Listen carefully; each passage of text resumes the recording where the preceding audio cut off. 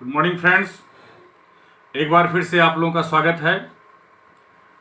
आज का जो टॉपिक है, एक मेडिकल रिप्रेजेंटेटिव अपनी डिटेलिंग को कैसे तैयार करें, how a medical representative prepare their detailing. इस वीडियो में आज हम ये बताना चाहेंगे कि डिटेलिंग के प्रिपरेशन में क्या तैयारी करें और कैसे डॉक्टर के चैम्बर में जा करके डिटेलिंग करें। एक क्वेश्चन आता है, why a proper detailing is required. एक प्रॉपर डिटेलिंग क्यों रिक्वायर्ड है। जैसा कि आप जानते हैं, एक मेडिकल रिप्रेजेंटेटिव का जो जॉब होता है, दवा के विषय में डॉक्टर को बताना होता है। फ्रेंड्स, ये तो मेरा जॉब है, लेकिन जॉब के पीछे जॉब का पर्पज क्यों है, ये मेडिकल रिप्रेजेंटेटिव की वैकेंसी जनरेट क्यों हुई, क्योंकि दवा की कंपनी का जो मेडिसिन होती है उसको हमको सेल करना होता है। अब आप ये समझें कि दवा जो है वो ऐसे प्रोडक्ट तो है नहीं जो आप कहीं पे रख करके इसको सेल कर सकते हैं। दवा आपकी तभी बिकेगी जब कोई डॉक्टर उसको रिकमेंड करेगा, और डॉक्टर किसी भी दवा को तभी रिकमेंड करेगा जब उस दवा के विषय में प्रॉपर ढंग से उसको सारी जानकारी होगी। इतनी ढेर सारी कंपनियां हैं, इतने ढेर सारे साल्ट हैं, इतने ढेर सारे ब्रांड हैं। अब सारी चीज डॉक्टर कहीं से पढ़ कर तो कलेक्ट कर नहीं पाएगा, किस कंपनी में कौन सा ब्रांड आ रहा है, उसका क्या कॉम्बिनेशन है। इसीलिए एक मेडिकल रिप्रेजेंटेटिव की जॉब की वैकेंसी होती है और जॉब मिलता है। अब हमको ये चाहिए कि किसी डॉक्टर को हम अपने प्रोडक्ट के विषय में बताने का जो एक वीपन है, एक हथियार है, वो है डिटेलिंग। जो लड़का, जो कैंडिडेट, जो भी मेडिकल रिप्रेजेंटेटिव अपने प्रोडक्ट की डिटेलिंग जितने ही अच्छे ढंग से एक डॉक्टर को करता है, एक डॉक्टर को समझाता है, डॉक्टर उतने ही अच्छे ढंग से उसके प्रोडक्ट को समझता है और कन्विंस होता है। जब डॉक्टर कन्विंस हो जाता है किसी प्रोडक्ट के विषय में, तो वो प्रिस्क्रिप्शन लिखता है। पेशेंट्स आते हैं, उन पे वो प्रिस्क्रिप्शन रिकमेंड करते हैं। वो प्रिस्क्रिप्शन केमिस्ट पे जाता है और केमिस्ट होलसेल सेलर से दवा को अरेंज करके देता है, जिससे कंपनी का प्रोडक्ट बिकता है। इसलिए एक प्रॉपर डिटेलिंग की रिक्वायरमेंट है। जब तक हम किसी भी डॉक्टर के सामने प्रॉपर डिटेलिंग नहीं करते हैं, डॉक्टर के समझ में या डॉक्टर हमारे प्रोडक्ट पे बिल्कुल कन्विंस नहीं होगा। तो इसलिए हमको एक प्रॉपर डिटेलिंग की रिक्वायरमेंट होती है। फ्रेंड्स, प्रॉपर डिटेलिंग करने के लिए कुछ हमको होमवर्क करना पड़ेगा। जैसा कोई फ्रेशर रिप्रेजेंटेटिव है जिन्होंने ज्वाइन किया और उसको डिटेलिंग गाइडलाइन के साथ में उसको फोल्डर मिल गया जिसको विजुअल एड कहते हैं, विजुअल एड मिल गया, तो मैं उन फ्रेशर कैंडिडेट को बताना चाहूँगा कि जैसे उनको विजुअल एड मिलता है, वो कम से कम 10 बार उस विजुअल एड को पढ़ जाएं। 10 बार, 1 राउंड, 2 राउंड, 3 राउंड करके वो 10 बार। अब 10 बार पढ़ने से एडवांटेज क्या होगा। एक तो वो फ्रेशर कैंडिडेट है जिसको अभी इस प्रोफेशन का ABCD नहीं पता था, उसने इंटरव्यू दिया, सिलेक्शन हुआ, अब उसको फोल्डर मिला है। अब उसको होमवर्क करना पड़ेगा। उस होमवर्क में पहले 10 बार जब वो पढ़ेगा, उससे 2 एडवांटेज होगा।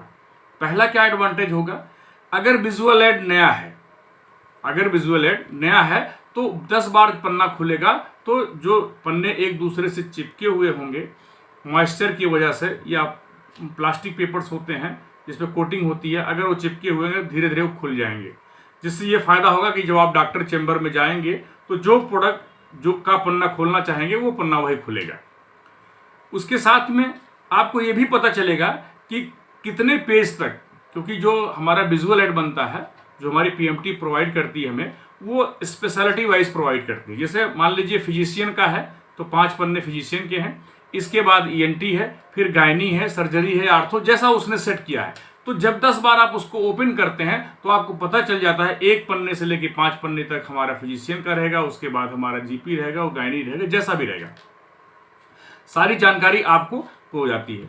दूसरा, आपको ये पता चलेगा कि जब आप 10 बार सारे पेज को पढ़ेंगे तो उस पेज में से कुछ ऐसे बड़े बड़े हार्ड वर्ड होंगे जो आपको समझने में तकलीफ होती है या उसको प्रोनाउंसिएट करने में तकलीफ होती है, तो आप उसको एक कॉपी पे नोट कर लेंगे। चाहे आप अपने सीनियर से या गूगल से आप सर्च करके उसका क्लियर प्रोनाउंसिएशन नोट करेंगे, हिंदी में नोट कर लेंगे। अब उसको आपको पढ़ करके लर्न कर लेना है। क्योंकि बेसिकली हमारा जो जॉब होता है वो दवा के विषय में बताना होता है। तो हम अगर बोलना भी सीख गए दैट इज सफिशिएंट। अगर हम उसकी स्पेलिंग नहीं लिख पा रहे हैं बट अगर हम बोल करके डॉक्टर को बता ले रहे हैं तो भी हमारे जॉब में उसका एकदम बिल्कुल काम हो जाएगा, जॉब में वो यूटिलाइज करेगा। अब दूसरा पॉइंट होता है कि आपको कुछ ऐसे वर्ड होंगे जिसका मीनिंग आपको नहीं आती रहेगी। तो फ्रेंड्स, मैं आपको बताना चाहूंगा कि विजुअल एड में जो पन्ने दिए गए हैं उस पन्नों में से हर उस सब प्रोडक्ट के सारे प्रोडक्ट में से जो हार्ड वर्ड है, जो टफ वर्ड है, जिसकी आपको मीनिंग नहीं आ रही है, उसको नोट डाउन कर, क्योंकि ढेर सारे ऐसे वर्ड होते हैं, इनहिबिट हुआ, एग्जिबिट हुआ, रिड्यूस हुआ, प्रोड्यूस हुआ, इन सब का बहुत सेंस है।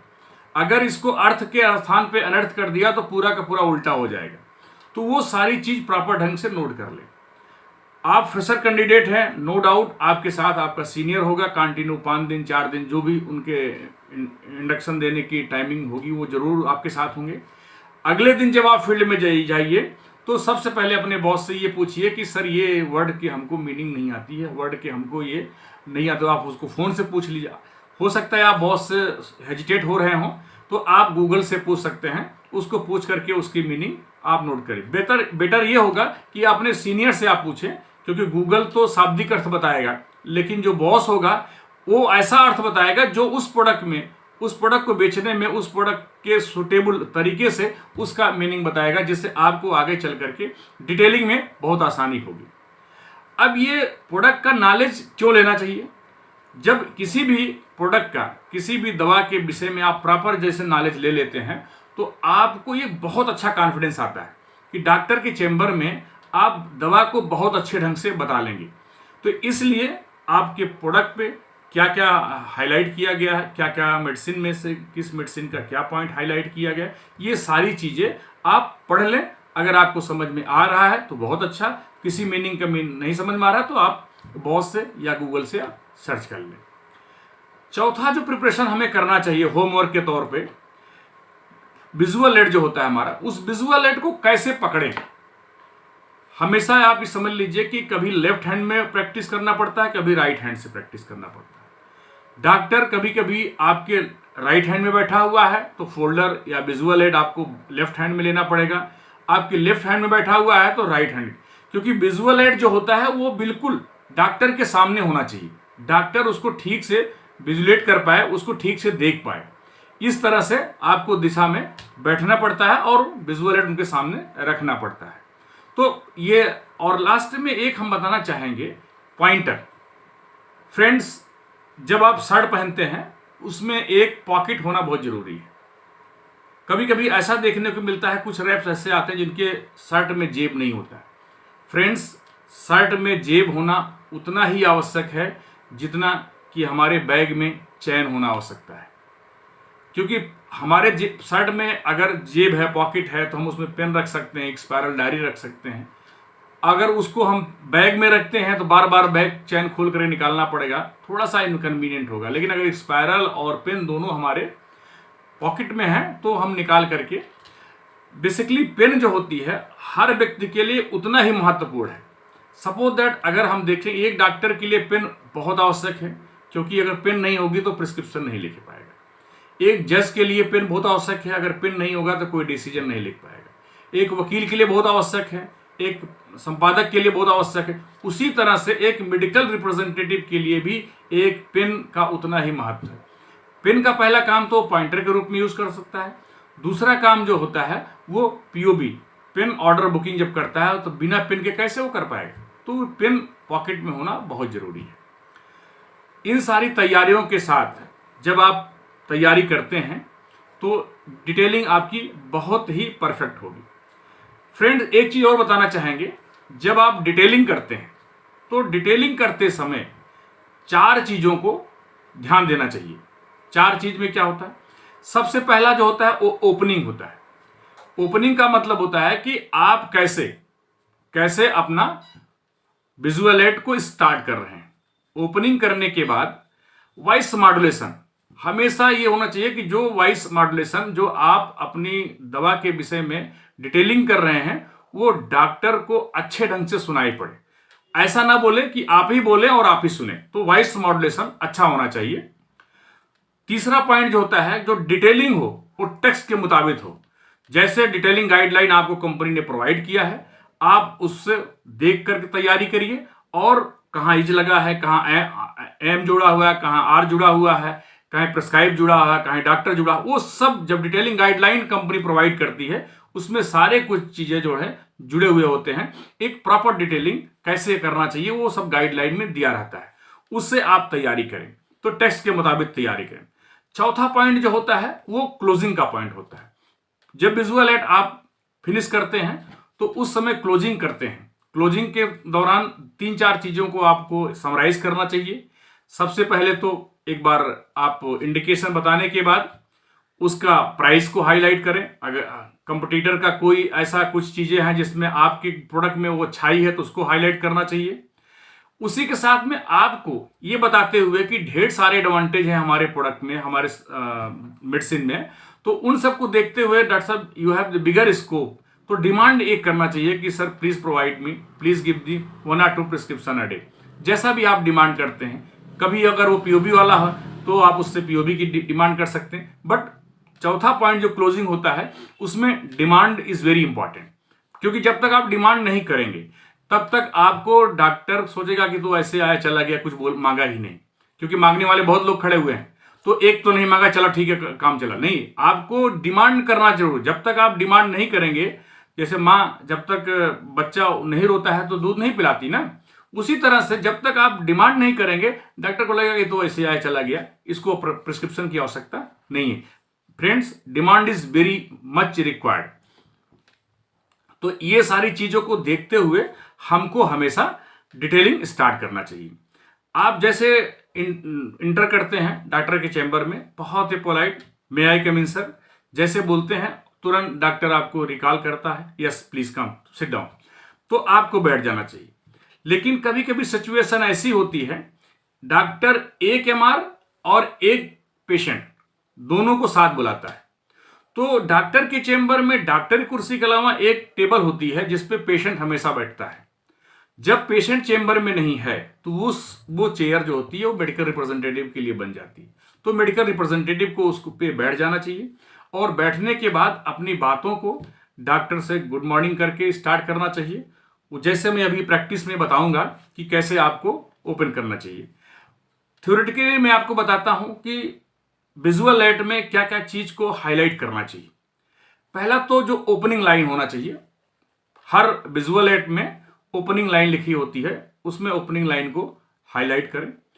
तुरंत उसके नीचे जो होता है वो ब्रांड लिखा रहता है, ब्रांड, तो ब्रांड को पढ़ें, ब्रांड को क्लियर, ब्रांड को, और ध्यान दें अपने डिटेलिंग के दौरान मैक्सिमम टाइम आप ब्रांड को रिपीट करने का प्रयास करो, क्योंकि हम लोग यहां पर डॉक्टर के दिमाग में अपने ब्रांड को रजिस्टर्ड करना चाह रहे हैं।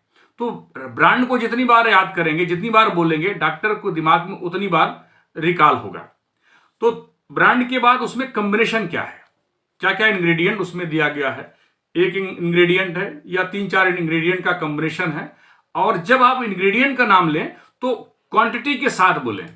सपोज दैट अगर किसी में आपने लिवोफ्लॉक्सासिन है तो 500 है या 250 है, इसको जरूर आप बताएं, तो इंग्रेडिएंट का नाम के क्वांटिटी के साथ बताएं।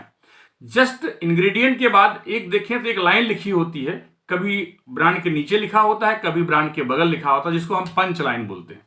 उसको ब्रांड के नाम के साथ लगा हुआ बोलना चाहिए, बीच में कोई गैप नहीं, कोई पॉज नहीं, उसके साथ में बोलना चाहिए। तो जब आप ओपनिंग, ब्रांड नेम, इंग्रेडिएंट और पंच लाइन हमेशा एक साथ इतना बोलना चाहिए। ये एक पार्ट हो गया। इसको बोलने के बाद आपको जो जो इंग्रेडिएंट उसमें कंपनी ने डाली है, सारे इंग्रेडिएंट के 3-3, 2-2, 1-1 करके पॉइंट दिए रहते हैं। एडवांटेज मतलब ये इंग्रेडिएंट है, इस इंग्रेडिएंट का ये काम है, इस इंग्रेडिएंट का एक काम है, इस इंग्रेडिएंट काम।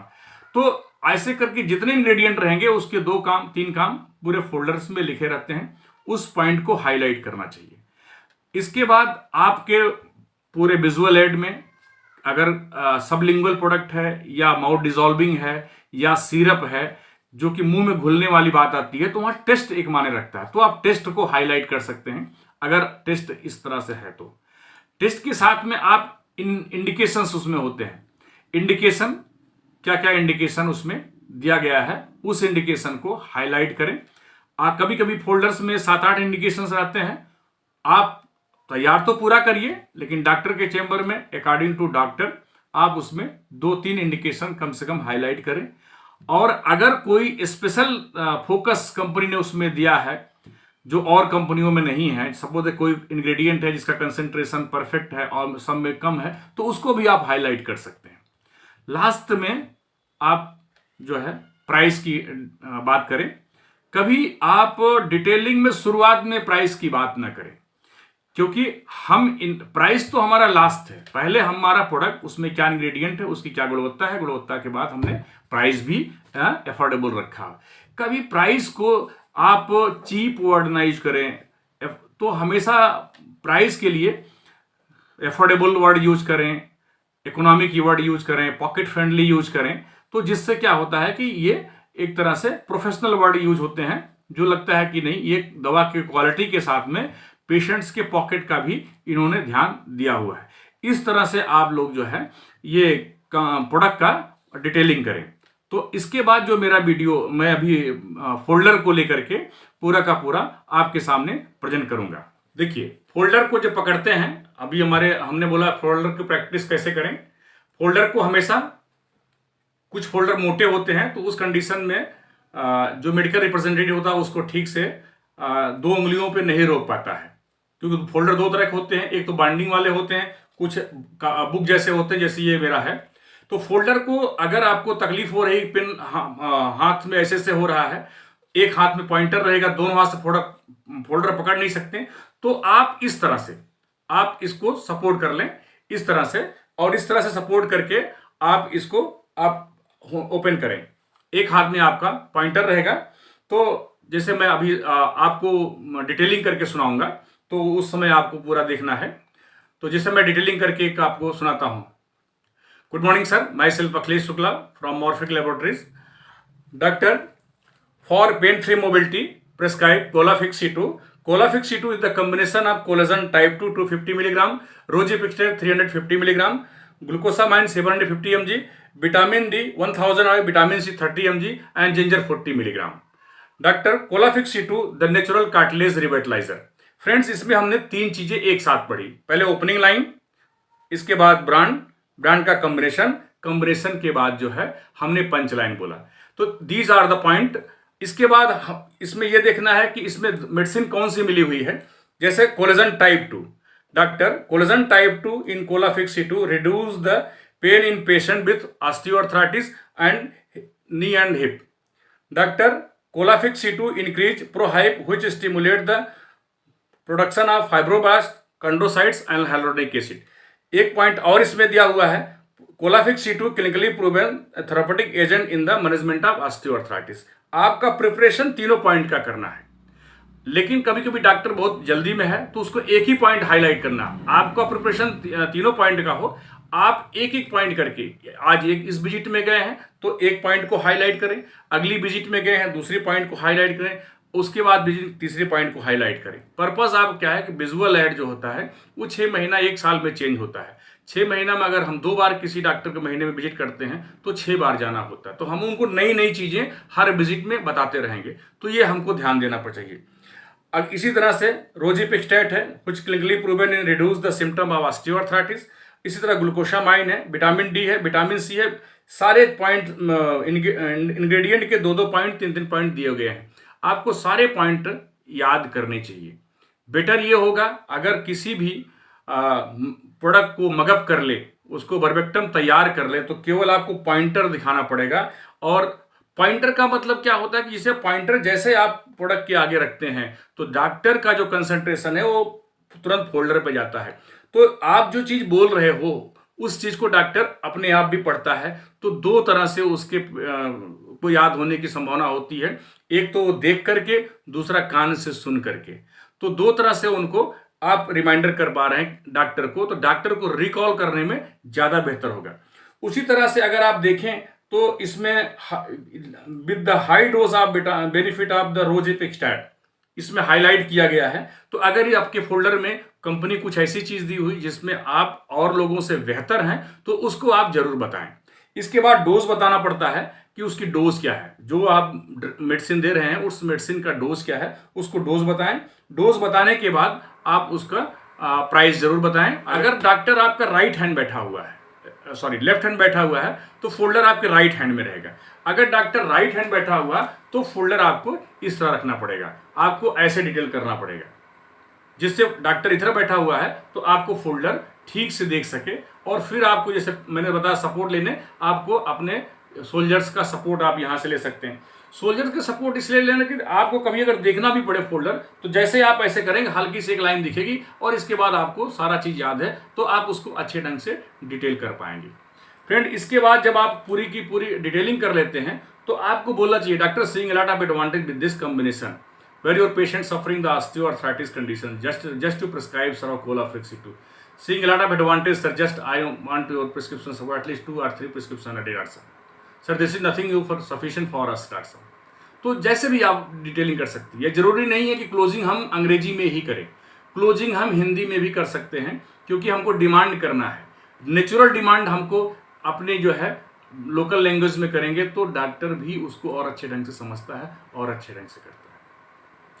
आपकी क्लोजिंग के समय में आप देखेंगे कि डॉक्टर हमेशा ये करेगा प्रोडक्ट इज अवेलेबल और नॉट, ये सब क्वेश्चन जब वो करना शुरू करते हैं तो इसका मतलब है कि वो आपके प्रोडक्ट में इंटरेस्ट उनका हो रहा है। तो इस तरह से आप उनको, डॉक्टर को, अपने प्रोडक्ट के विषय में बताएं।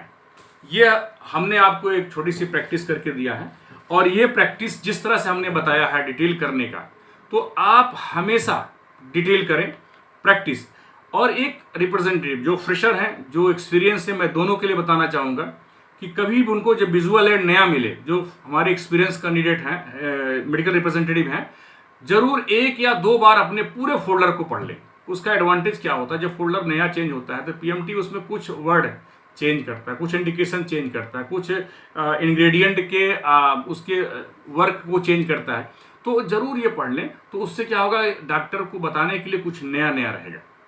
तो 2-3 चीज़ें उनमें जो ऐड किया हुआ है उसको जब आप मार्केट में करते हैं तो मार्केट में डॉक्टर के दिमाग में कुछ नई चीज़ें आती हैं, तो आपके प्रिस्क्रिप्शन और होने के संभावना बढ़ जाती है।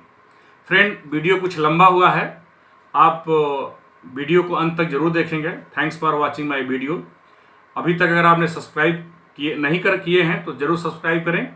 चैनल है अखिलेश शुक्ला, और लाइक करें, अगर पसंद आया तो जरूर लाइक करें। अपना कमेंट बॉक्स में कुछ ना कुछ जरूर लिख के भेजें, जिससे हम कुछ और, आप लोगों का कमेंट हमको एक अच्छा मोटिवेशन देता है, हम और कुछ आपको अच्छा सा तैयार करके दे पाएँ। इसी साथ मैं अपना वीडियो समाप्त करता हूँ। नमस्कार, जय हिंद, जय भारत।